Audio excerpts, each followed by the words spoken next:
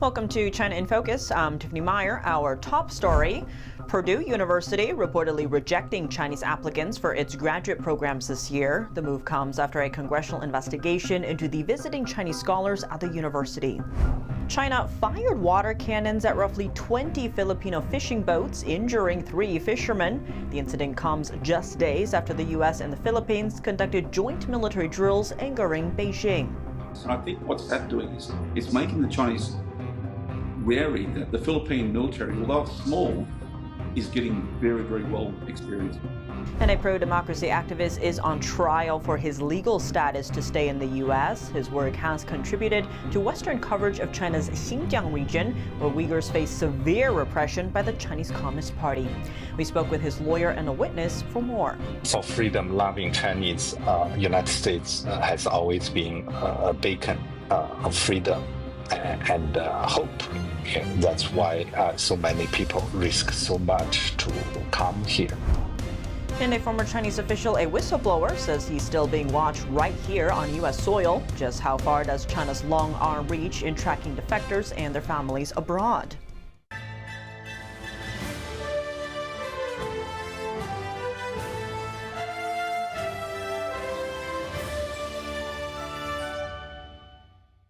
Purdue University has reportedly rejected Chinese applicants to its graduate programs for this academic year. The university also said it is highly unlikely to admit students from adversarial nations next year. That includes China, North Korea, Russia, Iran, Cuba, and Venezuela.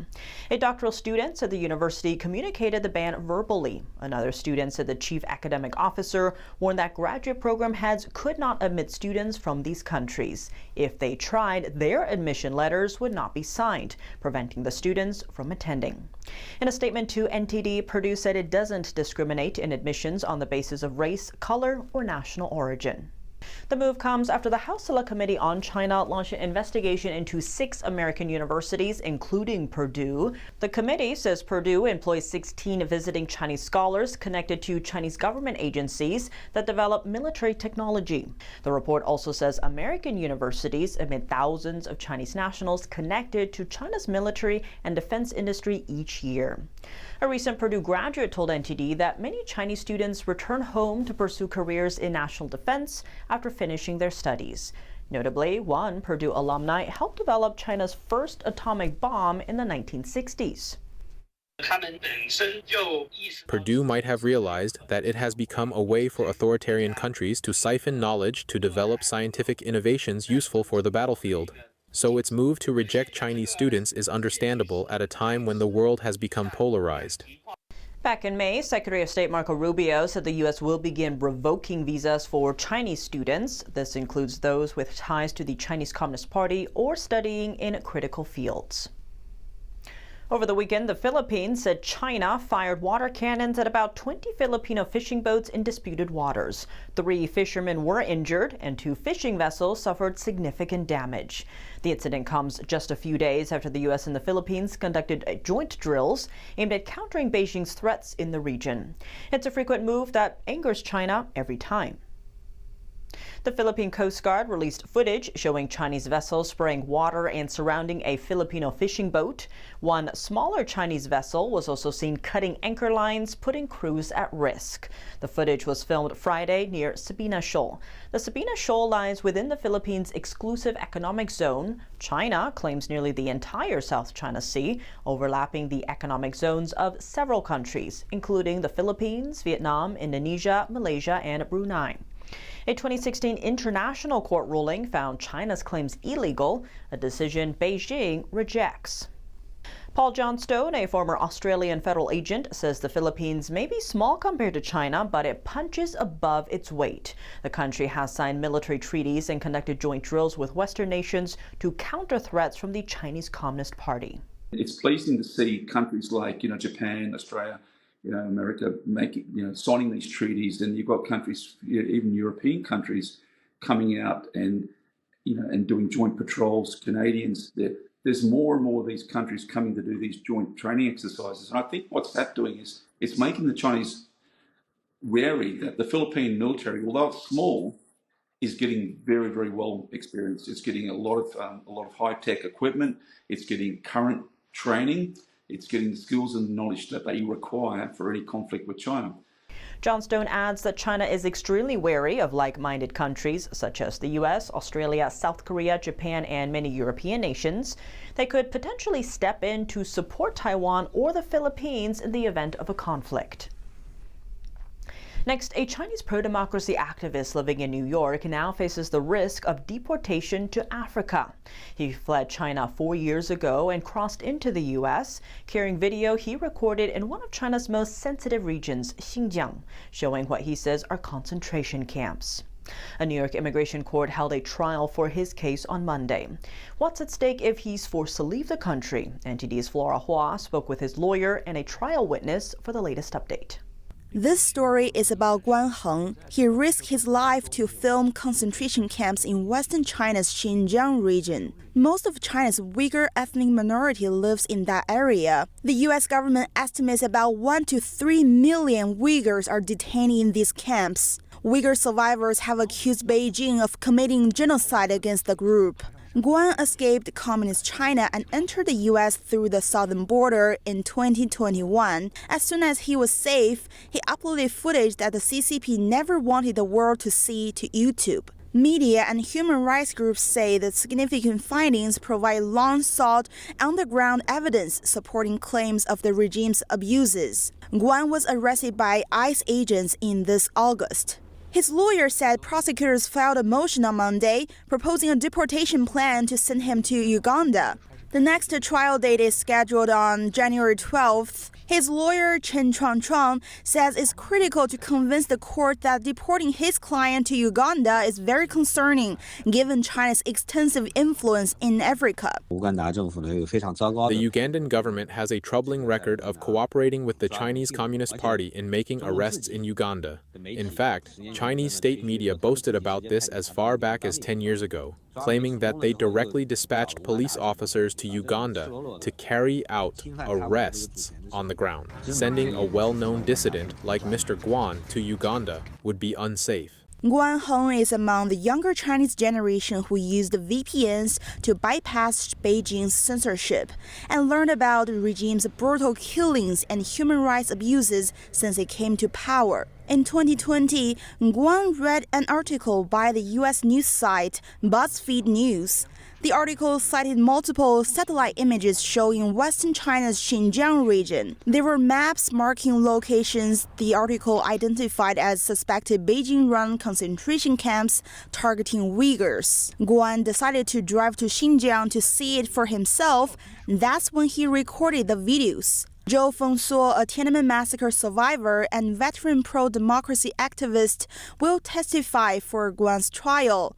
He says Guan's actions align with American values and serve U.S. interests. It's optimistic for a positive outcome. We have seen overwhelming support, so I think he is definitely someone that this country should and can provide asylum to. His courage and his sense of righteousness, what he has done, suits everything this country stands for. If the United States decided eventually to deport Mr. Guan, what kind of signals would this send to Beijing? And also, how is this going to influence Washington's China policy going forward? What's the significance here? Yeah, that would be catastrophic for United States. It would be a very bad signal for the people who care about human rights and care about the value and the interest of United States. And of course, it would embolden CCP to commit more heinous crimes like this, to the Uyghur people and to the Han Chinese as well. Mr. Guan chose to come to the United States, and I believe there is something about the United States that Mr. Guan trusts and wanted to come here and then gave his very, very important priceless, evidence about China's concentration camps to U.S. media institutes, right? To U.S. media companies. So, what does this say about, the United States in Chinese people's mind? What kind of role do they think the United States has been playing on the world stage? Yeah, I mean, for freedom-loving Chinese, United States has always been a beacon of freedom and hope. Yeah, that's why so many people risk so much to come here. I was a refugee myself. I'm a naturalized citizen now, and I'm very grateful for this freedom and the safety here. And I believe confronting CCP is the best to the interest of this country. In places like Xinjiang, where foreign media cannot even gain access, the Chinese government's persecution of Uyghurs is even more unimaginable. Those who refuse to be enslaved cannot bear to see others enslaved. May the Chinese Communist Party and the Chinese government collapse and step down as soon as possible, bringing an end to these crimes against humanity.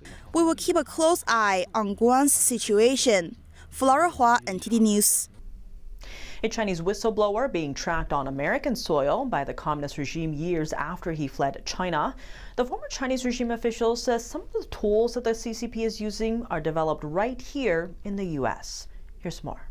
Former Chinese regime official Li Chuanyang fled China for the U.S. in 2018 and publicly cut ties with the Communist Party 2 years later. Since then, he says the surveillance hasn't stopped. They used their power overseas and got Interpol to issue a red notice, making it impossible for me to move around. Li said a man he believes to be a CCP agent has followed him across state lines in recent months. He says the Chinese regime can trace people through phones, payments, travel records, as well as personal contacts. And all of this was happening on U.S. soil. Regarding why he left China, Li and the Chinese regime had different narratives on the situation. Li says he left China because he could no longer tolerate the corruption of other officials. He once reported his city's party secretary to higher authorities for corrupt practices, but Chinese state-backed courts accused him of corruption, costing hundreds of millions of dollars. They are charges that Li and his lawyers say are politically motivated.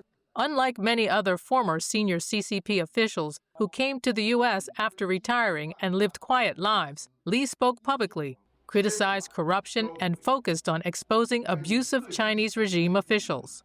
Beijing officials also went after Li's family and friends to apply pressure on him overseas. A lot of my partners were arrested one by one. More than 40 of Li's relatives and friends in China, including his pregnant daughter, have been detained. Li says he has lost contact with them and still doesn't know the full details of the accusations. Beijing's overseas surveillance campaigns, known as Operation Foxhunt and Skynet, rely on technology developed by U.S. firms. It includes software that taps into and records messages, finances flights, and phone calls. The development of China's technology to this point, especially surveillance, is definitely closely linked to Western countries, especially American high-tech companies. Simply put, they couldn't have done it without their technological support. Chinese state media says more than 14,000 nationals have been forced back to China worldwide through pressure and intimidation. The FBI calls China's retaliation against people in the U.S. unacceptable, and the White House says it will pursue any violations of U.S. law. A quiet operation with major geopolitical stakes. Last month, a U.S. Special Operations team intercepted a ship in the Indian Ocean, seizing military-related materials. The vessel was bound for Iran from China. The Wall Street Journal first reported the operation Friday, citing U.S. officials. One official said the cargo included components that could be used in Iran's conventional weapons programs. The shipment was later destroyed. U.S. forces boarded the vessel several hundred miles off Sri Lanka's coast. After the materials were removed, the ship was allowed to continue its journey.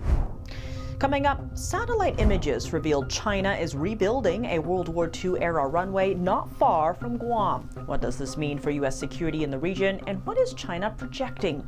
Cleo Pascal joins us to share her on-the-ground experience. Welcome back to China in Focus. I'm Tiffany Meyer. As tensions simmer in the Indo-Pacific, we take a closer look at what's happening closer to home. Satellite images revealed China rebuilding a World War II-era runway on an atoll called WWII in the Pacific, not far from Guam. What alarm bells does this raise for national security, and what is Communist China trying to do here? Joining us to discuss is Cleo Pascal, Senior Fellow at the Foundation for Defense of Democracies, for her on-the-ground experience. Cleo Pascal, thank you so much for joining us. Great to have you back on the show. Always a pleasure.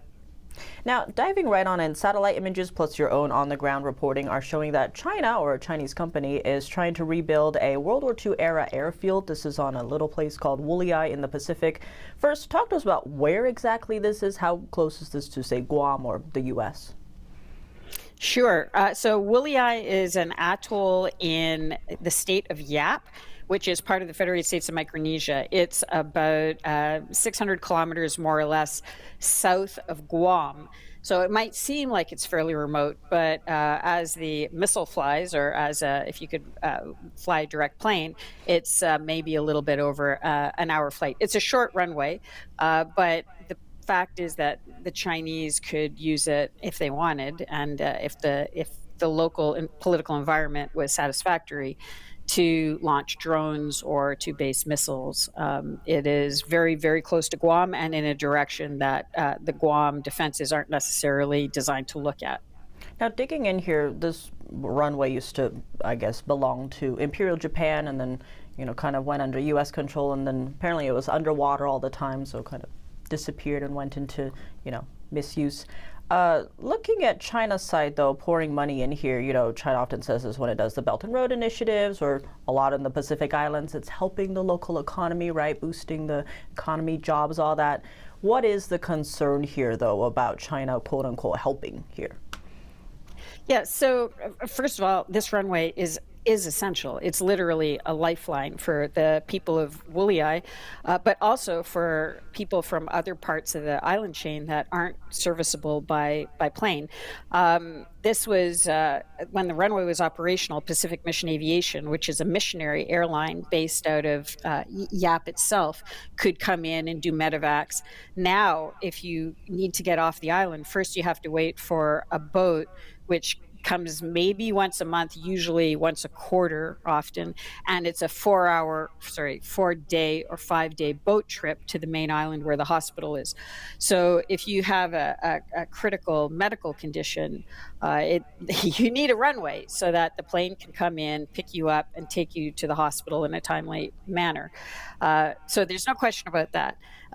But the Chinese ensured that the bidding was such that for this contract that they underbid by such a substantial degree that they were the only ones really that could get the footprint and build out the runway, develop the local relationships, and be the saviors of WWII, even though this was, again, funded by the national government. And of course, the national government itself is heavily funded by the U.S. So you can understand how grateful the locals are when the Chinese arrive and inaccurately say, we're building you a runway.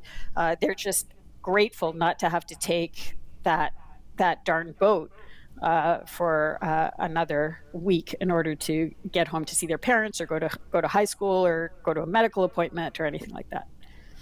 Really quickly on that, should the U.S. be doing something similar, if you will, to China by pouring funds into infrastructure like this?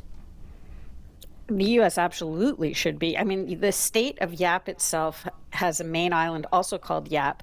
And in the current NDAA, the National Defense Authorization Act, there's $1.5 billion for the refurbishment of the runway and the taxiway on the main island.